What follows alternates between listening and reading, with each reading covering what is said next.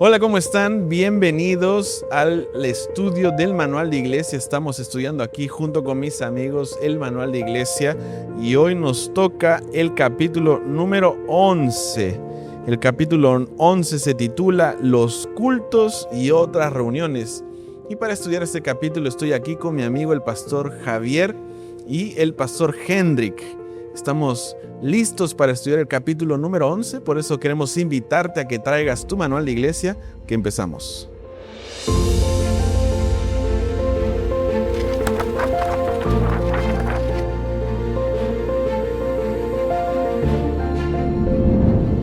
Ya llegamos al estudio del capítulo número 11. Recuerda que estamos en este camino de estudiar los 15 capítulos del manual de iglesia.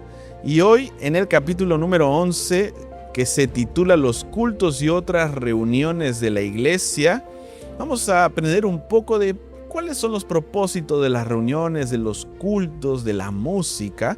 Por eso queremos empezar, Pastor Hendrik, con esta pregunta. ¿Cuál es el verdadero propósito de los cultos, de las reuniones? ¿Para qué sirven estas reuniones de iglesia? Muy bien, Pastor Farí. Esa pregunta es muy importante poder entenderla.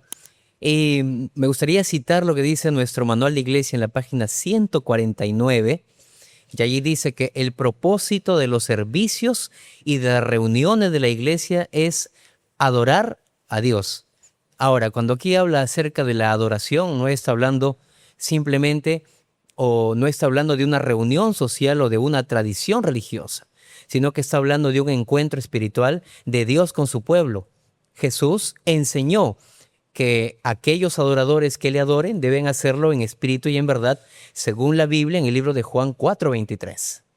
Muy bien, entonces el propósito de los servicios de las reuniones de la iglesia es adorar a Dios. ¿Y cómo lo hacemos? ¿Cuáles son las razones para adorar a Dios? Claro que sí.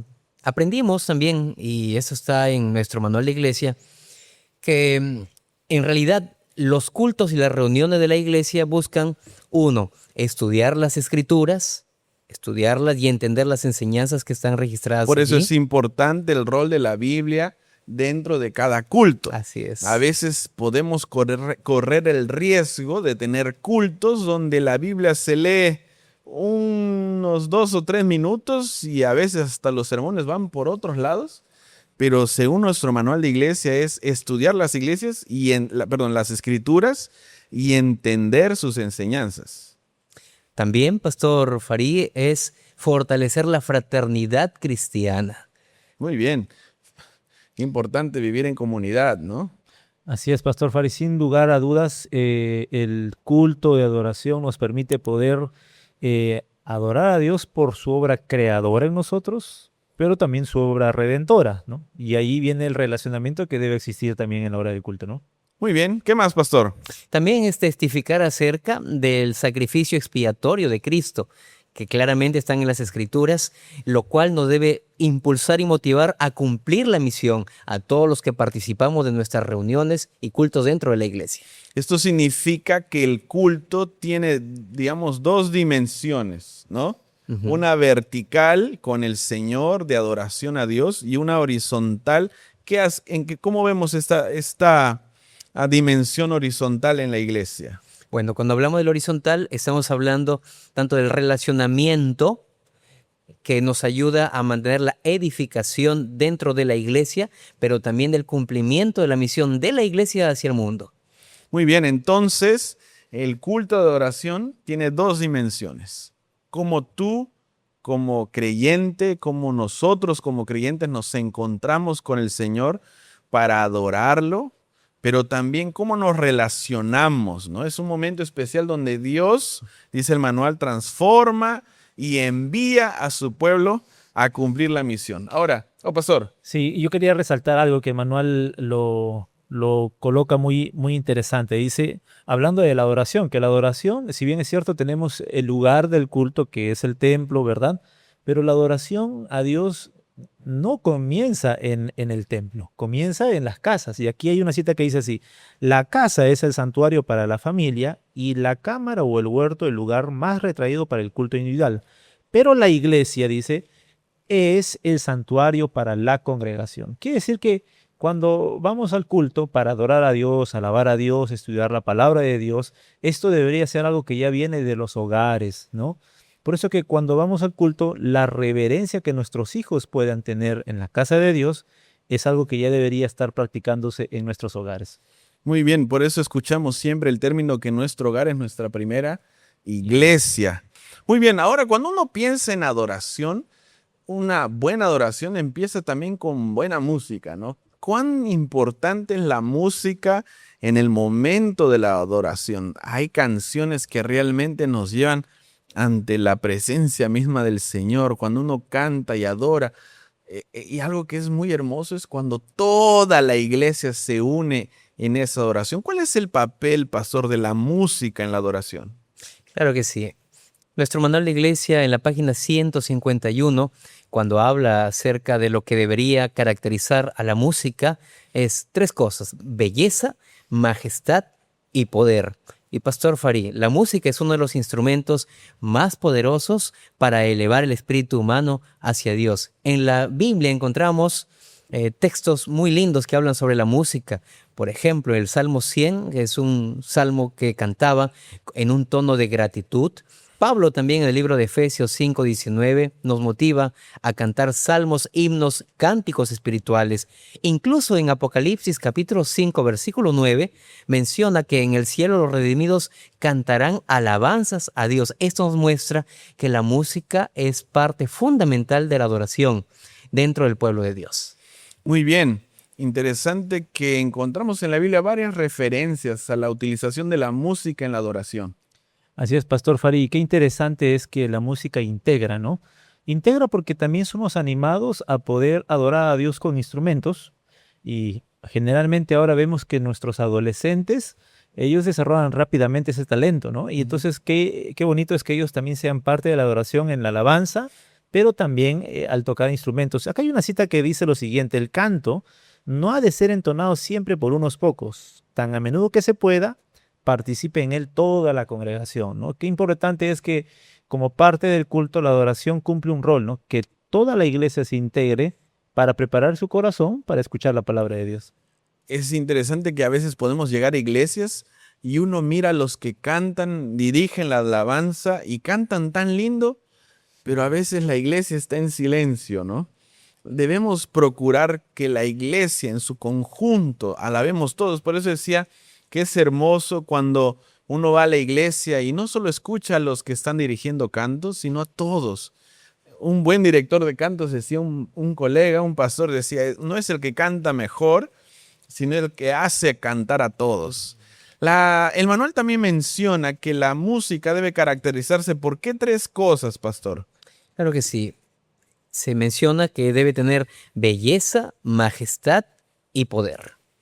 Belleza, majestad. Y normalmente no son conceptos que relacionamos a la música, pero el manual de iglesia destaca que no solo debe ser música bella, sino debe tener poder y la majestad, porque estamos adorando a nuestro Dios. Ahora, en los cultos deberían parecerse espectáculos. ¿Cuál debería ser la organización de un culto en relación a la música, pastor? Claro que sí.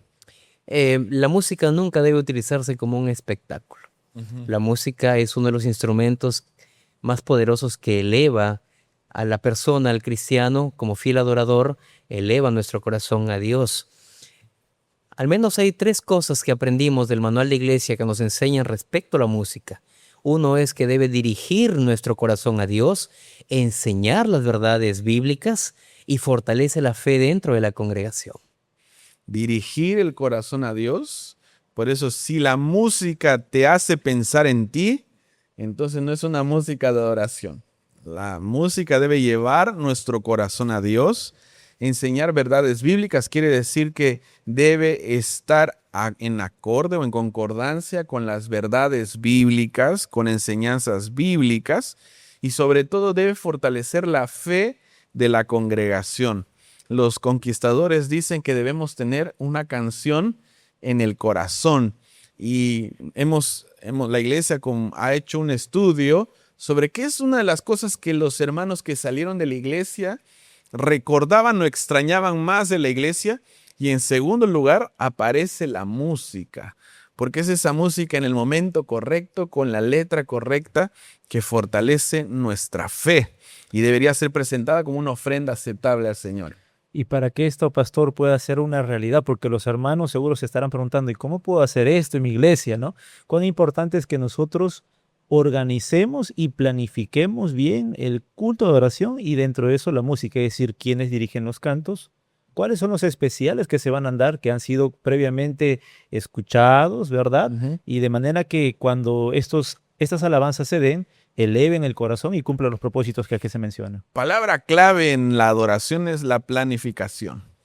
Cuando uno más o menos tiene idea del tema del sermón, cómo la música desde el comienzo hasta el final pueden ayudarnos a crear esa atmósfera de adoración para que el Espíritu Santo fluya directamente a nuestros corazones a través de su palabra.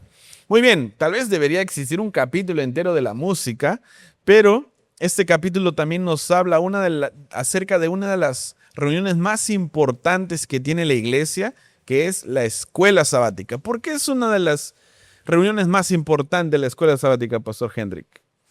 A la escuela sabática se le considera la iglesia en estudio. Ujú, Y la importancia que tiene la escuela sabática es porque en ella se estudia sistemáticamente la Biblia, ujú, porque se presenta en la escuela sabática un programa para cada edad. Es decir, el ujú, tema que estudia un grupo de edad no lo estudian todos. Hay ujú, uno exclusivamente para un tipo de edad o una ujú. edad. Y tercero, porque promueve actividades misioneras. Muy bien. Lo lindo de la escuela sabática es que el folleto que estudiamos aquí en Perú es el mismo folleto que se estudia en Turquía, en Filipinas, en Francia. Es un estudio de la Biblia que nos ayuda a estudiar de manera sistemática la palabra de Dios. La escuela sabática nos une como iglesia mundial. Otra cosa interesante es que presenta las verdades en el lenguaje de las edades, porque no es lo mismo hablar de un mismo tema a un joven que a un adulto o que a un niño. Y nosotros acabamos de vivir una transformación en la escuela sabática a través de esta nueva currícula que se llama Vivos en Jesús, donde se ha reestructurado la escuela sabática para niños, donde se ha actualizado las estrategias de enseñanza. Por eso es importante la escuela sabática. ¿Quién puede estar excluido de una escuela sabática?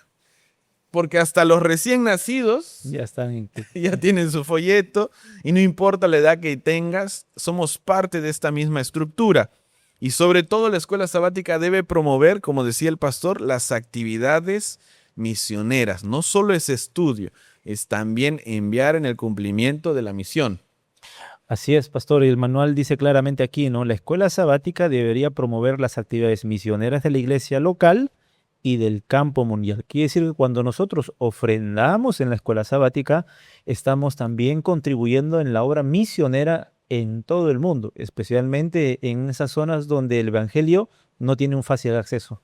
Muy bien, y la iglesia tiene esta estrategia de llevar fondos de la iglesia a la escuela sabática para proyectos específicos y lo podemos ver en las divisiones que son atendidas cada trimestre. Muy bien, tenemos otra reunión que también es muy importante, que es el culto de adoración. ¿Por qué es importante esta reunión, Pastor Hendrik? Nuestro manual de iglesia en la página 155 afirma que el culto de adoración del sábado es la más importante de todas las reuniones de la iglesia.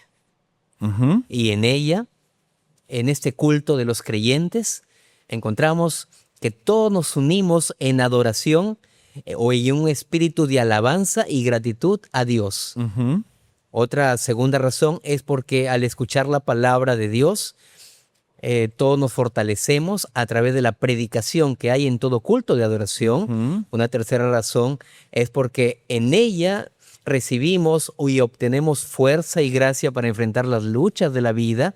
Y una cuarta es porque allí se discierne la voluntad de Dios en cuanto a ganar almas. qué importante es el culto de adoración, ¿no? Especialmente cómo se transmite la palabra de Dios, porque hay gente que llega al culto con luchas, con desafíos de la vida, que necesita fortaleza, y es a través de la alabanza, de ese espíritu de gratitud, de la predicación, de esos llamados que debemos hacer cada sábado, porque un sermón no puede terminar sin llamada, ¿no? Sin motivar alguna decisión. Es allí donde se toman las decisiones más importantes de la vida para entregar nuestra vida al Señor. Ujú.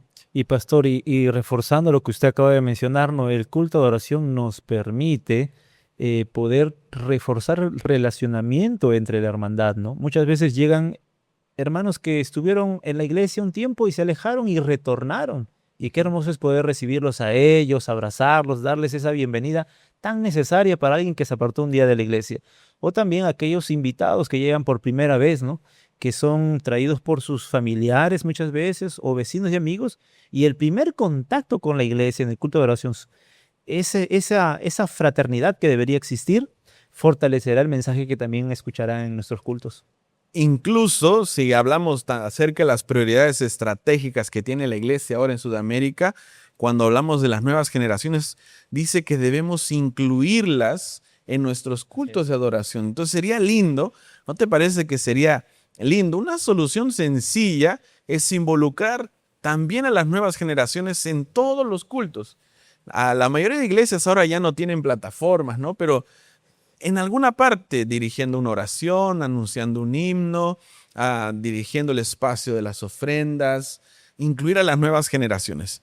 Muy bien, ahora este culto debe caracterizarse por 3 palabras que utiliza el manual. ¿Cuáles son esas palabras, pastor? 3 palabras: puntualidad, reverencia y sencillez. Puntualidad es un desafío, reverencia es un desafío, especialmente para las edades más pequeñas, ¿verdad? Y sencillez, ¿cómo podemos llevar el mensaje de Dios a través de la sencillez? Son 3 palabras muy importantes para nosotros, para recordar. Muy bien, ahora nosotros queremos enfocar un poco más, como menciona el manual, al púlpito. ¿Cómo debe usarse el púlpito? ¿Para qué sirve el sermón? ¿Cuál debería ser el espíritu de quien está delante de un púlpito para predicar la palabra de Dios, pastor? En el manual de iglesia encontramos en la página 154 una cita que dice así: el púlpito sagrado debe reservarse para la predicación de las verdades sagradas de la palabra divina y para la presentación de los planes y las normas de la denominación para el progreso de la obra de Dios. Qué cita tan profunda, ¿no? Debe reservarse para la predicación de las verdades de la sagrada palabra de Dios. No las verdades del predicador, sino las verdades de la palabra de Dios. Por eso es importante que nuestros sermones sean eminentemente bíblicos, cristocéntricos, fundados en la palabra de Dios. Muy bien. Ahora, el manual también hace algunas advertencias. ¿Cuáles son esas advertencias cuando usamos el púlpito? Claramente, al menos hay 3 cosas por las cuales no debe utilizarse o para lo cual no debe utilizarse el púlpito: para expresar opiniones personales, controversias doctrinales o ideas que dividan a la iglesia. Claramente esto debería evitarse en los púlpitos. Imagínense llegar a un culto de adoración, la música hermosa, todos con un espíritu listos para escuchar la palabra de Dios, y el púlpito siendo usado para dividir, para generar controversia, para brindar opiniones personales no pegadas a la palabra de Dios. Qué triste sería un culto así, ¿verdad? Sí, pastor, imagínese toda la adoración preparada y cuando se escucha el mensaje es contrario a los principios que nosotros tenemos. Por eso el rol importante, querido líder, hermano que nos estás escuchando, ¿no? Cuán importante es que en la planificación el pastor pueda cumplir un rol importante, al igual que los ancianos o directores de congregaciones, ¿no? Al momento de invitar al predicador, ¿quién va a tomar el púlpito el día sábado, ¿no? De buen testimonio, un hermano que esté centrado también dentro de los planes que la iglesia tiene. Por ejemplo, ¿no? Si va a ser en un contexto de evangelismo, pues ese debería ser el mensaje. Si va a ser el primer sábado, por ejemplo, de cada mes, un sábado misionero, ¿no? Entonces, siempre adecuarse en lo que la iglesia ya tiene también establecido. Muy bien. Además que a veces los púlpitos también, pastor, son usados para introducir doctrinas falsas, para introducir mensajes controversiales a lo que la iglesia ya tiene definido. ¿Cómo podemos protegernos de esto, pastor? Claro que sí. Sucede a veces que dentro de la iglesia, en nuestros hermanos puede surgir alguna controversia doctrinal o una aparente nueva luz. Eso no está mal, mas sí tiene un proceso, ¿no? Y el proceso que bíblicamente nos enseña está en Hechos 15, donde la recomendación es que la iglesia debería resolver estas dudas, estas controversias, guiadas bajo la dirección del Espíritu Santo. Pero el manual de iglesia también recomienda que los miembros que piensan tener nueva luz, y eso está en la página 152, que los miembros que piensan tener nueva luz, contraria a los puntos de vista reconocidos por la iglesia, deben buscar el consejo de los dirigentes responsables. Muy bien. Entonces no es el púlpito el lugar para la nueva luz, sino a través del consejo de los dirigentes, ¿verdad? Así es, pastor. Y siempre que cuando hablamos de este concepto de cuando hay una nueva luz, dice acá, en la página 153, dice, no invalida la antigua luz, ¿no? Es decir, no echa por tierra lo que ya se dijo anteriormente, los principios que tenemos como iglesia. Por el contrario, dice, se funde con la anterior, haciéndola más brillante y dándole mayor fulgor. Quiere decir que el conocer una verdad y ampliarla está dentro del contexto que la iglesia tiene. No puede ser contrario a las verdades que ya nosotros practicamos. Muy bien. Entonces, ¿en qué debería centrarse nuestras prédicas? ¿Cuál debería ser el centro, pastor, de nuestras prédicas? 3 cosas: las verdades bíblicas, la doctrina de la iglesia y la misión de la iglesia. Verdades bíblicas, porque tiene que estar basado en la palabra de Dios, la doctrina cristiana, que hemos ya conversado, y el púlpito debe ser un momento para impulsarnos al cumplimiento de la misión. Como dijo Pablo y advirtió a Timoteo, predica la palabra, insta a tiempo y afuera de tiempo. O sea, predicar la palabra de Dios es motivar a la iglesia a cumplir la misión. Entonces, el púlpito debe ser un lugar ¿para qué, pastor? Para que se exalte a Cristo, para que se enseñe la verdad bíblica y para que se edifique espiritualmente a toda la iglesia. Qué gran responsabilidad, ¿no? Así es. Usar el púlpito. Así es, pastor. Y en ese marco de responsabilidad, los líderes de iglesia, bajo la dirección de Dios, dice aquí, tienen que tener cuidado con lo siguiente. No se debe permitir que ocupen el púlpito aquellos que ya no son miembros de la iglesia o que están bajo disciplina eclesiástica. Qué importante es eso, ¿no? Porque puede haber un nivel de afecto hacia una persona, alguien que fue una vez líder quizás, pero tenemos que ser cuidadosos con la orientación que dice el manual para no caer en el error. Como el púlpito es un lugar especial, el mensaje central donde todos están atentos, cualquier cosa que sea dicha en el púlpito puede generar bendición o división. Por eso debemos tener cuidado de quiénes están. ¿Cómo deberían ser los que salen a predicar la palabra de Dios? Deberían ser personas confiables, conocidas y en regla, que estén dentro de la iglesia, que estén en armonía con la iglesia, que no tengan ningún tipo de dificultad y también que estén autorizadas por el liderazgo. Por eso que el manual de iglesia recomienda que no se debe permitir predicar a las personas que están bajo disciplina, que no son miembros de la iglesia y que enseñan doctrinas contrarias a la palabra de Dios, a las verdades que están claramente establecidas en la Biblia. Y lo que sucede normalmente en las iglesias pequeñas es que siempre falta alguien para predicar. Y a veces llega un hermano y en la escuela sabática dirige, da sus opiniones y a veces pasa, ¿no? Viene el anciano y le dice, hermano, ¿no le gustaría predicar? Claro que sí, estoy listo, ¿no? Y a veces así van infiltrándose falsas doctrinas contrarias a la palabra de Dios. Por eso, ¿quién va a abrir la palabra de Dios? Tiene que ser alguien que sea confiable, que esté en armonía con la iglesia y autorizados por el liderazgo. Siempre se puede hacer una llamada, una consulta antes de darle el púlpito a alguien, porque es un lugar que debemos cuidar, donde se debe proteger la pureza doctrinal. Muy bien. Ahora, otra reunión que tiene la iglesia, otro momento especial, es la Cena del Señor. Antes llamamos la Santa Cena, ¿no? Ahora llamamos Cena del Señor. ¿Cuál es su significado, pastor?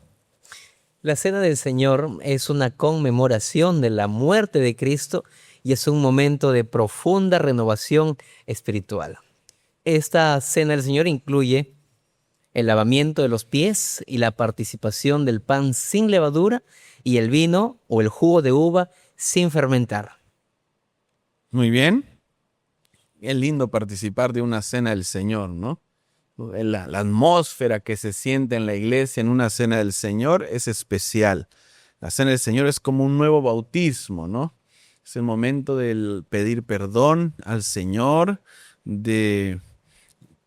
bueno, tiene muchos símbolos la Cena del Señor, ¿no? Así es, pastor. Y en este marco de perdón, de un nuevo bautismo, el manual de iglesia dice lo siguiente, ¿no? Porque nosotros iniciamos con el rito de humildad, que es el lavamiento de pies. Dice acá en la página 158. Jesús indicó que se observara primeramente la ceremonia conmemorativa de su humillación, la de lavar el corazón de las manchas del pecado, ¿no? Quiere decir que antes de participar de la cena, debe haber ese espíritu de perdón hacia nuestro prójimo. Si estamos con Dios, pues también tenemos que estar también relacionados correctamente con nuestro prójimo. Entonces, el lavamiento de los pies, este rito de humildad, ¿qué significa? Humildad, perdón y restauración espiritual. Muy bien. ¿Qué más, pastor? Bueno, adicional a esto, la comunión recuerda el sacrificio de Cristo. Cuando hablamos de comunión, estamos hablando de la Cena del Señor y el rito del lavamiento de los pies. Entonces, esta comunión nos recuerda el sacrificio de Cristo y fortalece la fe de los creyentes.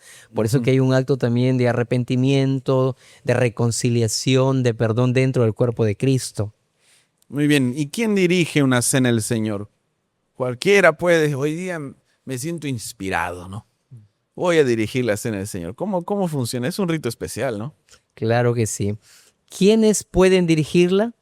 Pues un pastor o también un anciano ordenado. Muy bien. ¿Los diáconos y las diaconisas podrían dirigir una Cena del Señor? No, el manual de iglesia orienta que ellos no podrían dirigir. Solamente un pastor ordenado o un anciano ordenado son los calificados para poder oficiar este rito tan importante de la iglesia. Y ahora, ¿quiénes pueden participar? Bueno, O sea, ¿quiénes pueden ser parte de esta Cena del Señor? lo que nos establece el manual de la iglesia es todos los que han sido bautizados. Porque la Cena del Señor representa un nuevo bautismo, ¿no? Incluso involucra el agua, como el lavamiento que dijo usted de las manchas. Entonces, los que han sido bautizados pueden participar. Los niños pueden participar. Si es que han sido bautizados, sí. Muy bien. Este es un detalle interesante. A veces llegamos a la iglesia y puede participar un invitado, puede participar un niño. Entonces, ¿qué dice el manual entonces, Pastor Javier? Que son los que son bautizados. Siempre es bueno tener cenas de Señor periódicas en la iglesia. Normalmente la hacen las iglesias en los aniversarios, pero no debería ser solo una vez en el año. Necesitamos, un poquito más seguido estas cenas del Señor. Representan un nuevo bautismo. Pastor. Y quizás cabe resaltar lo que dice aquí en la página 162 de nuestro manual. Cada discípulo está llamado a participar públicamente de ella y así dar testimonio de que acepta a Cristo como su Salvador personal. Por eso que el miembro bautizado que aceptó públicamente a Jesús como su Salvador personal está facultado para poder participar, porque aquí hay un vínculo muy estrecho con el perdón que Dios ofrece, que aunque está abierto para todos, solo los que lo hacen suyo, podríamos decir, están reconocidos como hijos de Dios, ¿no? Muy bien. Animamos a toda la iglesia a tener este rito de humildad, la cena del Señor, con más frecuencia. Otra de las reuniones que el manual en este capítulo presenta es la reunión administrativa. Tal vez una reunión poco conocida por su nombre, pero de vital importancia. ¿Cuál es la autoridad de una reunión administrativa, Pastor Hendrik? Es el congreso de la iglesia local. Ujú. Es cierto que a veces se limita la autoridad de la iglesia a la junta directiva. Sin embargo, es la iglesia en su conjunto reunida, exclusivamente miembros regulares, bien que estén reunidos donde se toman las decisiones más importantes con toda autoridad. Ahora, estas reuniones a veces ya no se dan tan seguido, pero por lo menos deberíamos tener una vez al año, ¿verdad? Tienen que ser anunciada esta reunión con semanas de anticipación. Creo que menciona 1 o 2 semanas en el culto de oración en la mañana, donde todos sepan que vamos a tener este lugar. También tiene que tener un lugar, una fecha, un horario. Debe ser presidida por ¿quién, pastor? ¿Quién preside una reunión administrativa? En la página 163 de nuestro manual de iglesia nos muestra que debe presidirla el pastor o un anciano elegido por el pastor, y en algunos casos el presidente de la asociación o alguien designado por él. Muy bien. Quiere decir que al ser una reunión importante, también es muy importante quien la preside. Muy bien. Entonces, ¿cuál es la autoridad de esta reunión? Según el manual de iglesia, ¿cuál es la autoridad? ¿Está por encima de la junta directiva? ¿Está por debajo de la junta directiva? ¿Cómo funciona, pastor? Está por encima de la junta directiva. Eso quiere decir que aunque en la junta directiva se toman algunas decisiones que son importantes, sin embargo, en la reunión administrativa se coordinan decisiones que son delicadas, que tienen que ver con decisiones muy importantes en la iglesia, que tienen que ver con el informe de ministerios de la iglesia, que tiene que ver con asuntos financieros relevantes, incluyendo el presupuesto anual, y también donde se tratan planes de evangelismo y de la misión.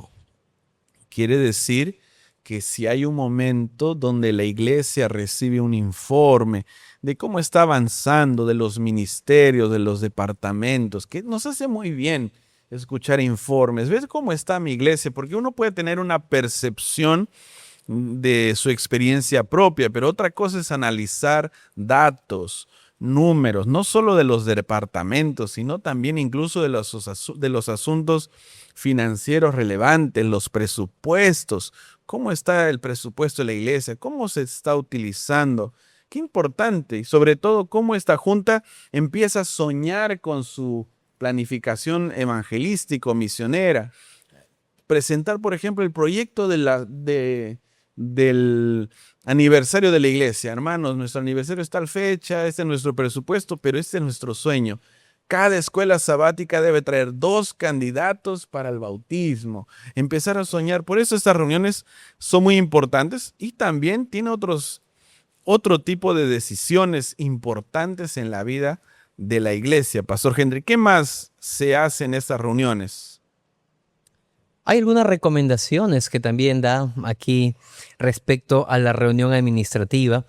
Es, por ejemplo, que no se permiten el voto por representación o carta poder, ¿no es cierto? Ya que estas decisiones deben ser tomadas por los miembros presentes. Incluso algo que se añade aquí, que si todos los miembros pueden escucharse, puede incluso realizarse una reunión virtual. Si es que da la posibilidad en la reunión de que todos puedan escucharse. Siempre y cuando todos tengan la oportunidad de hablar y de ser escuchado. Una reunión administrativa no podría ser en una plataforma, por ejemplo, virtual, donde solo hablan 2 o 3 y no se puede escuchar a los miembros al momento de pedir las observaciones y escuchar sus opiniones. Así es, pastor. Y como mencionó el pastor Hendrik, en una reunión administrativa se toman decisiones importantes. Una de ellas, por ejemplo, son cuando la iglesia tiene que administrar la disciplina eclesiástica. Es por eso que quienes participan en una reunión administrativa son miembros de la iglesia local, ¿no? Quiere decir que en la planificación, que puede ser 1 o 2 semanas antes, la iglesia está anunciando que en la fecha y en el horario donde se va a reunir la junta o la reunión administrativa, deben participar solamente los miembros que tienen su feligresía en la iglesia local. Este tema de la disciplina es un momento difícil para la iglesia. Ningún proceso disciplinario es un momento de alegría.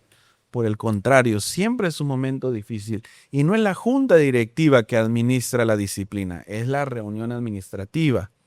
Por eso es un momento donde deben estar los que son miembros de la iglesia.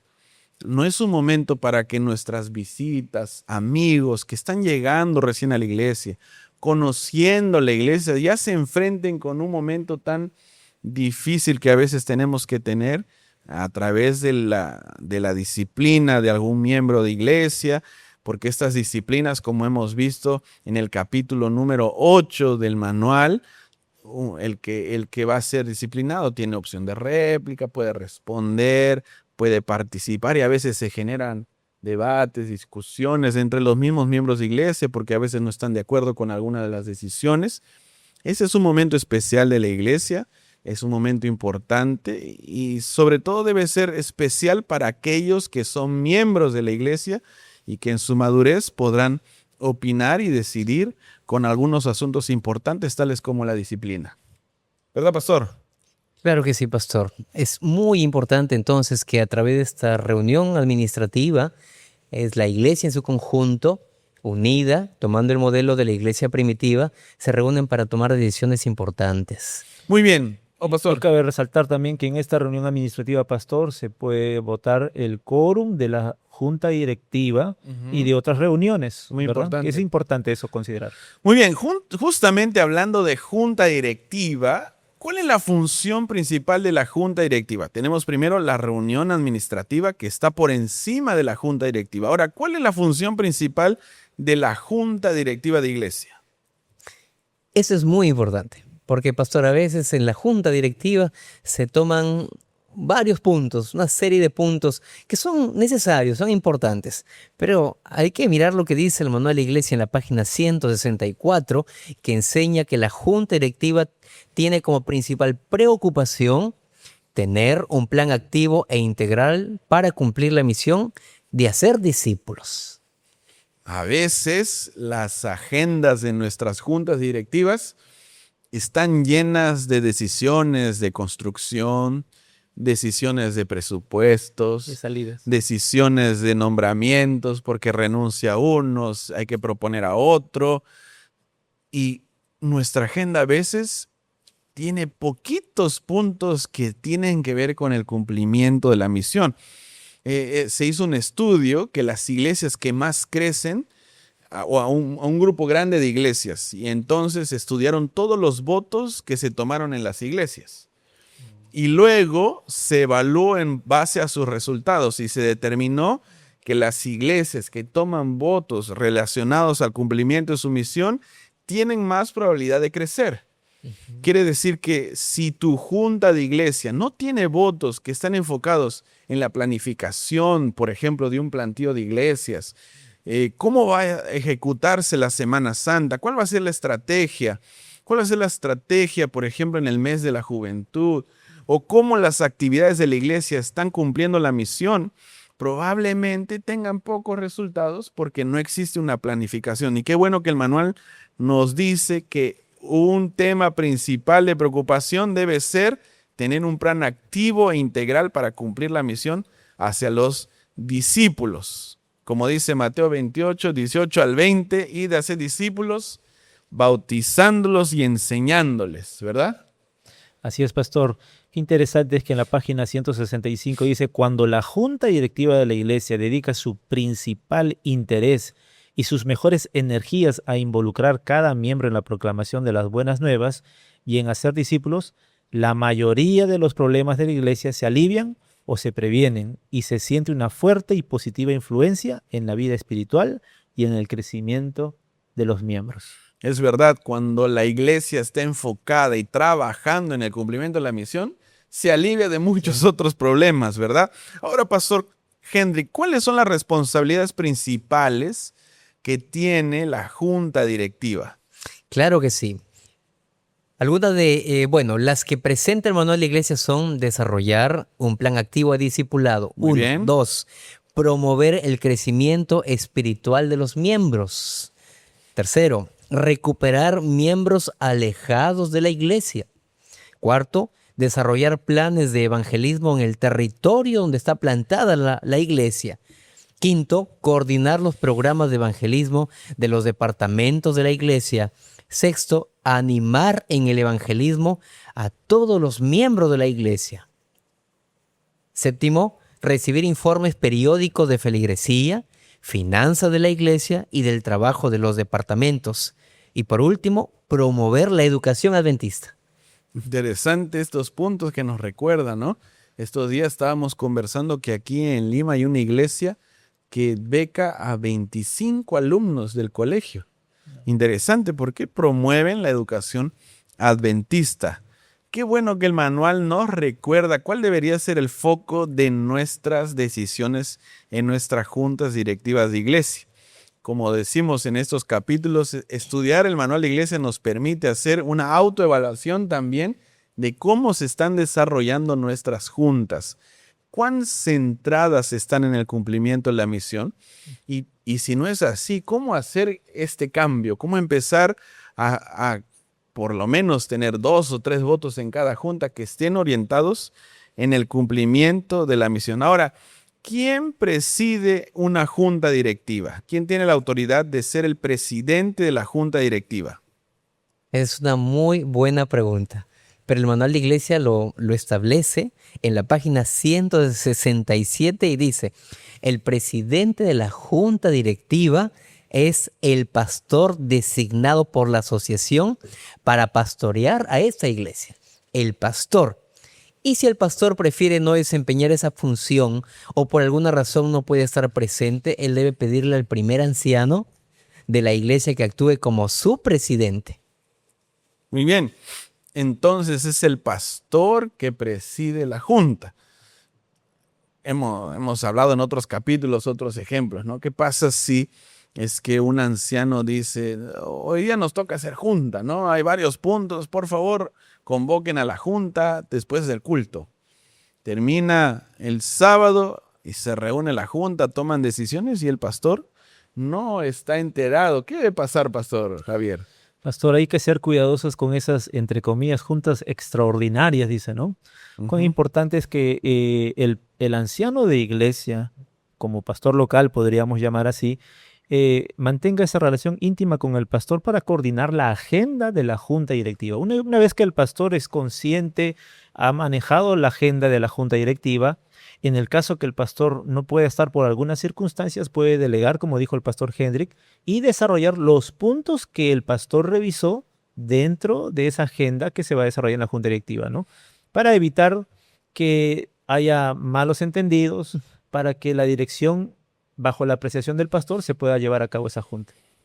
Muy bien. Pastor Hendrik, ¿y cada cuánto tiempo debería ser la reunión de una junta directiva? ¿Cada cuánto tiempo se debería reunir?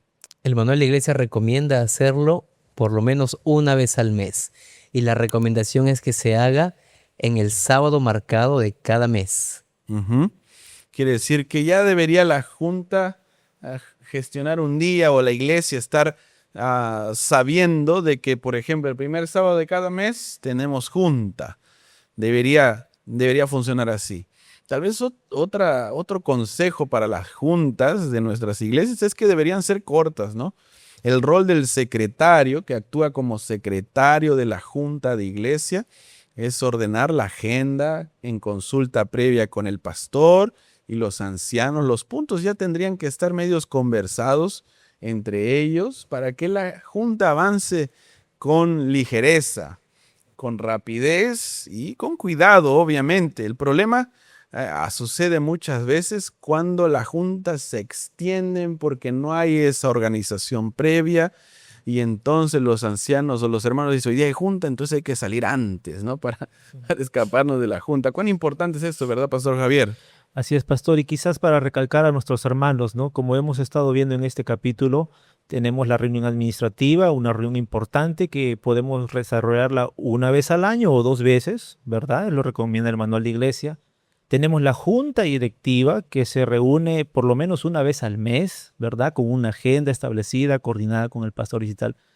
Pero también, pastor, hay decisiones que también se toman en una reunión regular, ¿no? Por ejemplo, cuando se va a tomar el voto bautismal, ¿verdad? Cuando de repente se va a hacer una transferencia de algún miembro de nuestra iglesia, ¿no? Entonces, ahí, una reunión regular, se toma esos votos. O también cuando de repente la comisión de nombramientos presenta a los oficiales la propuesta para los oficiales del siguiente año, en una reunión regular también se toman esos votos, pastor. Entonces, Pastor Javier, repítanos otra vez, ¿cuáles son estas reuniones? Son 3 reuniones. La reunión administrativa, ¿verdad? Bien. Donde participan solo los miembros de la iglesia local. Tenemos la junta directiva que participan los oficiales Los de la dirigentes iglesia, de los departamentos, Exacto. ancianos. directores de departamentos, secretario, etcétera. Y tenemos la reunión regular, que es donde participan todos los miembros. También pueden estar los invitados, donde se toman los votos, podríamos decir, un poco más sencillos, ¿no? Muy bien, qué importante es saber nuestras reuniones oficiales de la iglesia, cuáles son sus roles, incluso cada cuánto tiempo deberíamos tenerlas para tener una administración correcta de nuestras iglesias locales. Gracias, amigos, por acompañarnos en el estudio de este capítulo. Te invitamos a seguir con nosotros. Estamos desarrollando los 15 capítulos del Manual de Iglesia uno por uno, conversando, aprendiendo juntos, así que te invitamos a acompañarnos en cada uno de ellos. Que Dios te bendiga.